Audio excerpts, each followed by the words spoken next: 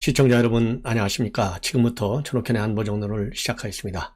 우리 시청자 여러분들께서요, 제 방송을 보실 때 빨간색 버튼이 켜져 계신 분들은 아직 구독을 안 하신 분들입니다. 죄송하지만요, 제 방송은 일체 경비 지원을 받지 않습니다. 빨간색 구독 버튼 꼭 눌러 주시고요, 주변 동료분들에게도 전옥현의 안보정론 꼭 좀 권유해 주셔서 제가 하루빨리 100만 대군을 볼 수 있는 대형 유튜버가 될 수 있도록 봐주시면 대단히 고맙겠습니다. 이번 시간 이 국민의힘 경선 투표가 진행 중인데요. 오늘 그야말로 사상 최고의 진기록이 나왔어요. 이 국민의힘의 서버가 다운될 정도로 이 폭발적인 투표가 나타났습니다. 그래서 현재까지 보면요, 43.82%, 그러니까 지난 2차 경선 때보다도 5.05%나 높이 나왔어요. 그래서 오늘하고 내일 이틀간은요, 책임당원의 이 모바일 투표를 하게 돼 있고, 그리고 3, 4일에는 책임당원 ARS 투표, 그리고 4개 여론사업자에서 일반 국민 각각 1,500명씩을 대상으로 해서 여론조사를 합니다. 그래서 당원과 여론조사 각각 50%를 반영해서요, 5일날 최종 투표 결과를 발표하게 됩니다.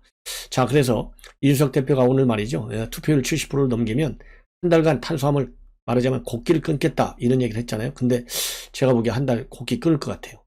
자, 그래서 오늘 이렇게 투표율이 높은 거를 가지고요, 양 캠프는 서로가 유리하다, 이렇게 주장을 하고 있어요.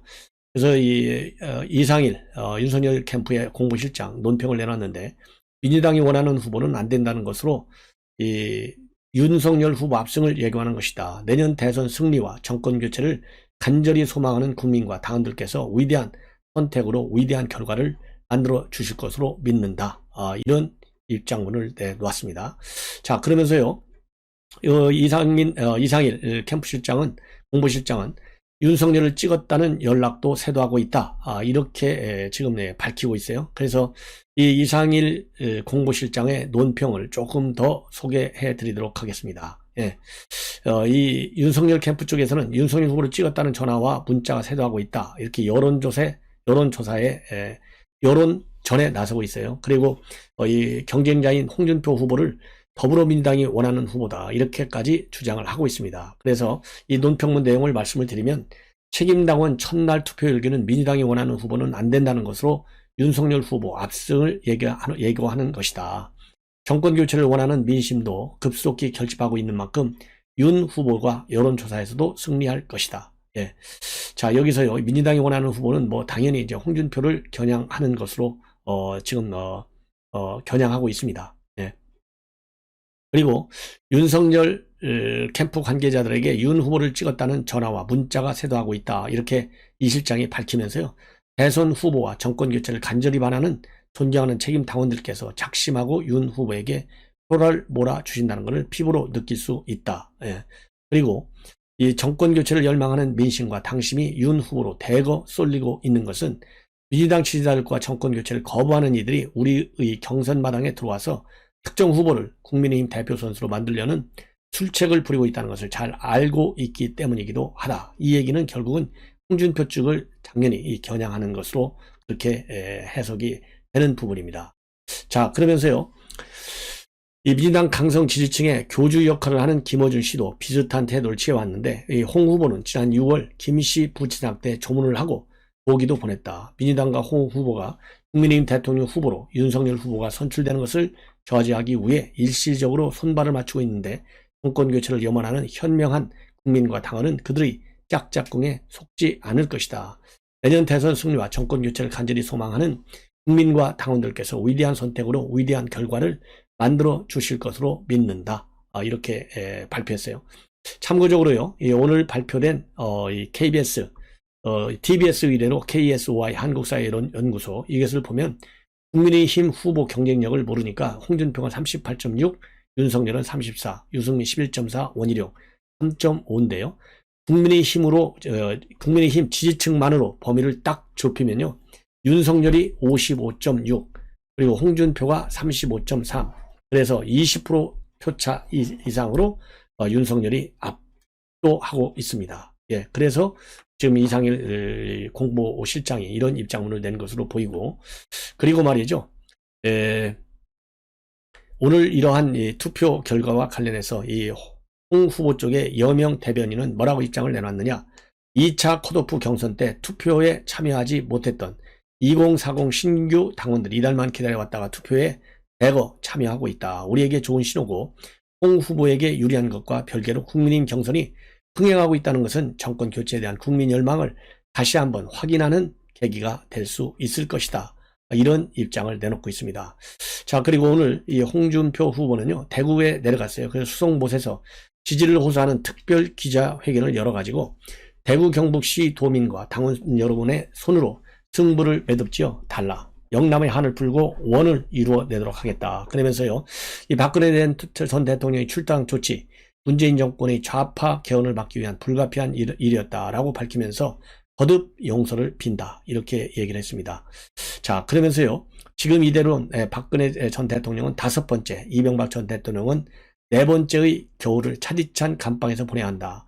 제가 대통령이 되는 즉시 두 전직 대통령을 사면하겠다는 말씀을 드린다. 이 얘기는 결국 두 전직 대통령 구속에 관여한 윤 총장을 우회적으로 비판하는 것이다 라는 분석이 나오고 있습니다. 그리고요, 홍준표 후보는 대구 통합신공항을 박정희 공항으로 명명하고 30만 규모의 공항도시를 조성하고 대구 동천 후적지를 두바이 방식으로 개발하고 구미공단 재구조하고 포항을 수소경제 중심 도시로 키우겠다. 이런 5대 지역발전 공약을 내놨습니다.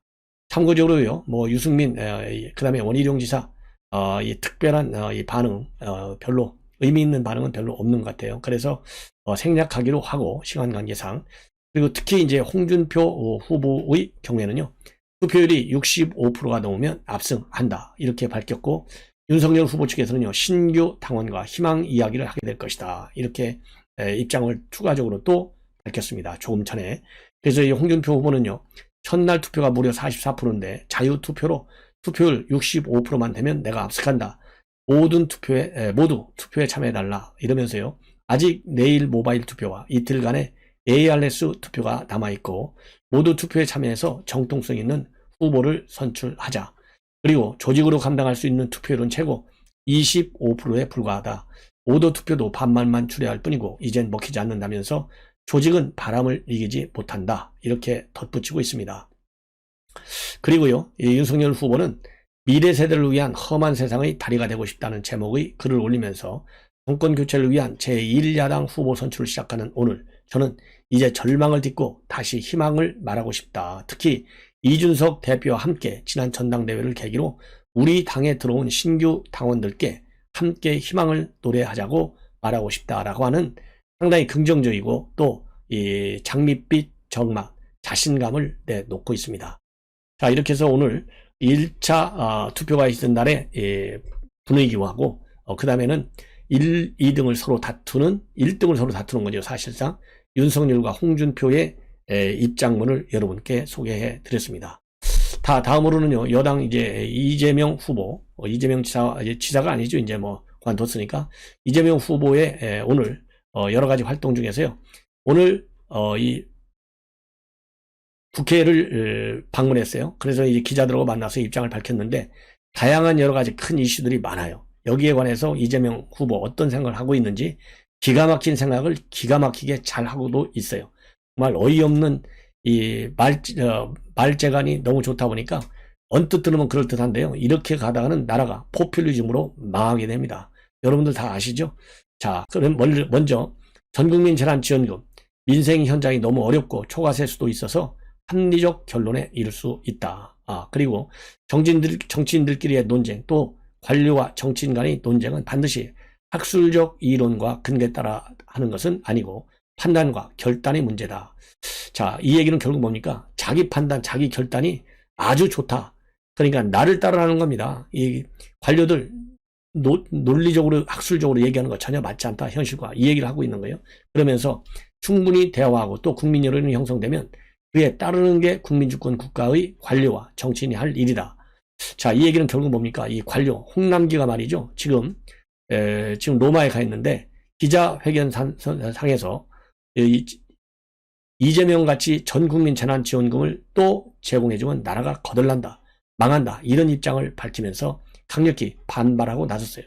이러한 이 반발에 대한 결국은 반박 의지를 다시 한번 밝히는 거예요. 자, 그렇기 때문에 이제 전국민 재난지원금 문제가 예산국회에서 본격적으로 논의될 경우에는 또다시 당정 간의 갈등이 불가피할 수도 있다. 이렇게 생각이 듭니다. 자, 그러면서요. 지난달에 기재부에서 지역사랑 상품권, 지역화폐, 예산 축소와 관련해서 그분이 경제현실을 잘 모르는 것 같다. 이제 홍남기를 얘기하는 거예요. 겉간지기를 자처해온 홍부총리를 갖다가 강력히 비판하는 거예요. 그리고 또 이 재난지원금과 관련해서 사전에 당내 조율이 부족했다. 이런 지적과 관련해서는요.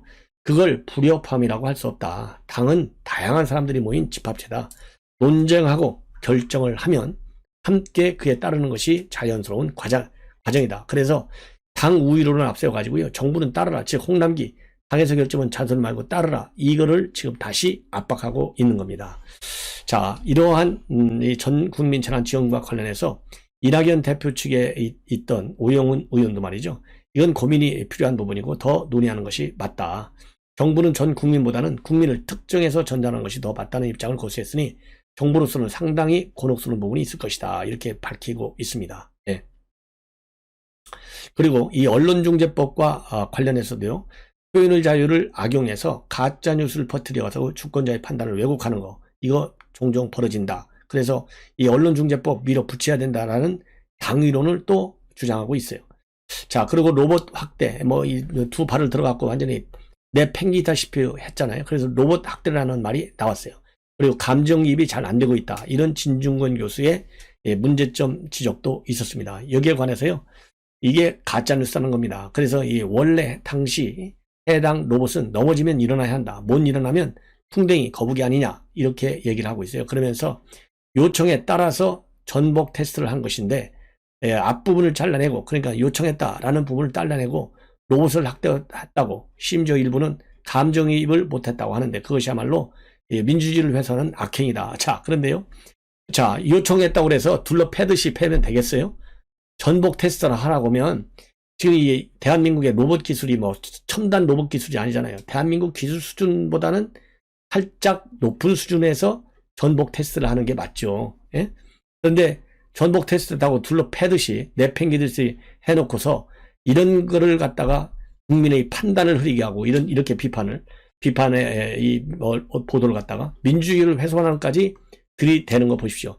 이 로봇을 학대했다는 거하고 민주주의를 훼손하는 거하고 민주주의를 누가 훼손하는데요? 이재명 본인이 훼손하잖아요. 이런 후보를 지금 우리가 야권에서 지금 정권 교체를 위해서 상대할 후보예요. 이런 걸 보면 대한민국 국격을 갖다가 이재명이가 여권에서 후보로 선정하는 바람에요.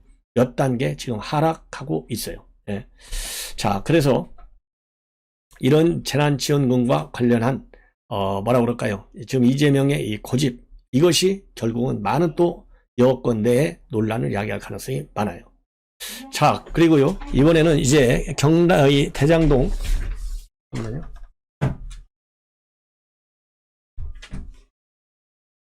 대장동 의혹과 관련해서 이 기자들이 말이죠. 특검 도입에 찬성하는 20대 비율이 70%에 달하는데 이거 어떻게 생각하느냐? 이렇게 기자들이 질문했어요. 그러니까 결국 어떻게 된 줄 아십니까? 자, 이제 그만하겠습니다. 하고서 발의를 일어나요. 이런 망신스러운 행동을 하는 사람이 바로 이재명입니다. 이미 언론인들하고 기자회견 때 마음에 안 드니까 딱 중단에 차고 나간 거. 이런 사실이 여러분 과거에 있지 않습니까? 이게 못된 버릇이에요. 이런 버릇을 가진 사람이 과연 청와대에 들어가면 우리 국민들이 알고자 하는 알 권리 충족을 위해서 지금 문재인 대통령도요. 들어가기 전에는 별의별 약속을 다 해놓고 들어가서 언론과 담을 딱 쌓아놓고 있잖아요. 언론과 담을 쌓는 게 아니라 우리 국민들이 제일 궁금해하는 것만 딱 나타나면 아예 입을 자크를 딱 닫아요. 제2의 문재인을 지금 보는 것 같아요. 이 대목에서. 자, 이제 그만합시다 하고 자리를 떴어요. 참고적으로 이게 무슨 얘기냐. 갤럽에서 지난주에 여론조사를 해봤어요. 그랬더니 특검을 해야 된다가 65%, 그럴 필요 없다가 25%예요. 특히 연령별로 보면 20대에서 제일 높아요. 72% 특검하자. 그리고 30대와 60대가 67%고 50대 64%, 40대 57%. 모든 연령층에서 과반을 넘고 있어요. 이러한 엄중한 현실을 이재명이가 보고 싶지 않은 거예요. 그래서 본인이 보고 싶은 것만 보고 싶어하는 이러한 이재명. 야, 얼마나 기가 막힙니까? 예. 그래서 정권은 반드시 교체되어야 한다. 이런 측면에서 우리가 다시 한번 확인이 되는 대목이다. 이렇게 말씀을 드릴 수 있고, 그리고 여러분들 잘 아시다시피 이 검찰에서 오늘 말이죠, 이 대장동 의혹과 관련해서 구속영장이 기각된 바 있는 김만배와 남욱, 이제 구속영장을 청구했고, 정민용 이 변호사, 이 정민용이는 남욱이 심은 사람이잖아요. 그래서 초과이익 환수, 이거를 철저히 막은 사람이 바로 정민용 변호사예요. 이 사람들에 대해서 구속영장을 청구했고, 유동규 지난번에 기소할 때, 공소할 때 공소장에서 배임 혐의를 싹 뺐어요. 그래서 많은 논란이 야기됐는데 다시 배임 혐의를 추가해서 오늘 기소를 했다. 이런 지금 보도가 나오고 있습니다. 자, 그러면 이 대목에서 중요한 것은 바로 뭐냐? 이 배임 혐의가 추가됐다는 거. 김만배, 유동규. 자, 이 얘기는요, 결국 배임 혐의라고 하는 것은 정점에 누가 있다? 바로 이재명이가 있다는 겁니다. 그래서 이재명이의 배임과 바로 직결될 수 있는 가장 초기 단계의 말하자면 조치가 오늘 추가적으로 이루어졌다. 이렇게 해석이 되는 대목입니다. 이미 배임 혐의를 검찰에서 이 주장할 수 있는 그러한 근거문들은 충분히 이미 우리 언론에서도 많이 보도가 됐어요. 다만 검찰이 그러한 이 배임 혐의를 말하자면 수사할 수 있는 그런 많은 문서까지 나왔는데도 불구하고 검찰이 제대로 수사를 하지 않고 있기 때문에 이재명이는 지금 말하자면 온실 속에 보호를 받고 있는 화초와 비슷한 입장에 처해 있어요. 그래서 이제는 우리가 그 압박을 더해 놔야 됩니다. 그래서 지금 유동규 본부장과 본부장의 경우에는요, 유동규 이 본부장은 김만배와 공모해가지고 김만배 씨 등과 공모해서 화천대유 측에 유리하도록 서로 결탁해가지고 공모 지침서를 작성하고, 또 이 화천대유가 참여한 하나은행 컨소시엄이 우선 협상자가 되도록 불공정하게 배점을 조정했다는 겁니다. 그래서 결국 화천대유 측에 최소 651억 원 상당의 택지개발 배당 이익과 분양 이익을 몰아주고, 그만큼 성남도시공단에 대해서는 손해를 입힌 협의입니다. 이것이 바로 배임 혐의로 이어지는 겁니다.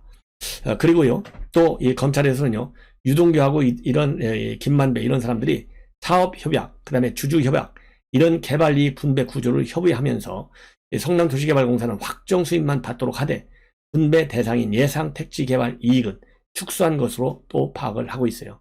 그래서 당시 평당 1,500만 원 이상인 택지 분양가를 평당 1,400원으로 1,500만 원 인상인데 1,400만 원으로 축소했다. 이것이 검찰의 수사 결과입니다. 그리고 또 아울러서요, 검찰은 화천대유가 직접 시행한 5개 블록의 분양 이익에 대해서 공사가 이익을 환수하지 못하도록 배제한 것도 결국은 김만배 씨 등에게 특혜를 준 정황으로 그렇게 지금 해석을 하고 있습니다. 그리고 또요, 이 검찰은 유동규 본부장이 이렇게 대장동 개발 사업 과정에서 화천대유 측에 특혜를 몰아주고 그 대가로 올 1월 31일께 김만배로부터 수표 사업 현금 1억 원 등 5억 원을 뇌물로 받은 것으로 또 이런 혐의도 받고 있어요. 자, 그래서 김만배 씨 등이 유동규 본부장과 함께 범행을 공모했다고 보고 특경가법상 특정경제가중 처벌법상 배임 그리고 뇌물 공여 혐의를 적용했습니다. 그래서 이제 김만배 씨 등에게는 유동규 전 본부장에게 700억 원의 뇌물을 주기로 약속한 혐의도 적용한 것으로 그렇게 알려지고 있습니다. 자, 그래서 이제 김만배, 정민용, 남욱 영장 청구가 됐고 유동규 배임 추가 기소가 됐어요. 여기에 관한 이제 구속 영장 실질 심사가 있겠는데요. 이 실질 심사 별도 또 여러분들께 말씀을 드리도록 하겠습니다. 시청자 여러분, 이번 시간에는요, 이 정도로 말씀을 드리고 또 다음 방송에서 여러 가지 중요한 뉴스 또 계속 전해드리도록 하겠습니다. 우리 시청자 여러분들께서요, 많은 시청 당부 드리겠습니다. 자, 그리고 또 마지막으로요, 하나만 더 여러분께 덧붙이면, 어제 이제 마지막 토론이 있었는데요. 10월 31일 날. 여기에서 지금 이제 일부 언론에서 보도가 되기 시작하고 있는데요. 과연 이 시청률이 어떻게 될 것이냐 또 궁금하지 않으십니까? 그러면서 또 누가 어떤 발언할 때 최고의 분당 시청률을 기록했느냐, 이것이 궁금할 텐데 일부 언론에서 나오고 있어요.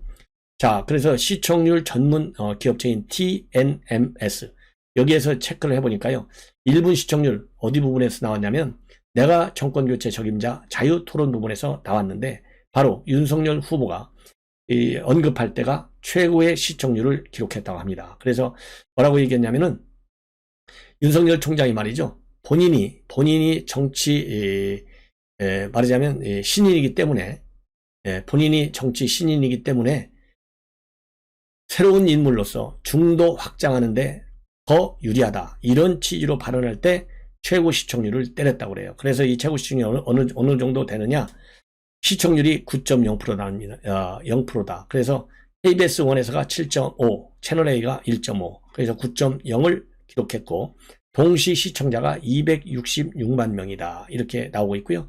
그 다음에는 어제 이 토론과 관련해서 시청률이 제일 높은 지역이 바로 대구였다고 합니다. 그래서 대구 시청률이요, 무려 11.8%에 달했다. 이렇게 지금 나와 있습니다. 자, 이걸 보면 어제, 그러니까 이제 정권 교체를 할 수 있는 내가 적임자다 라고 할 때 최고 이 고점을 기록했다는 거 아니겠습니까?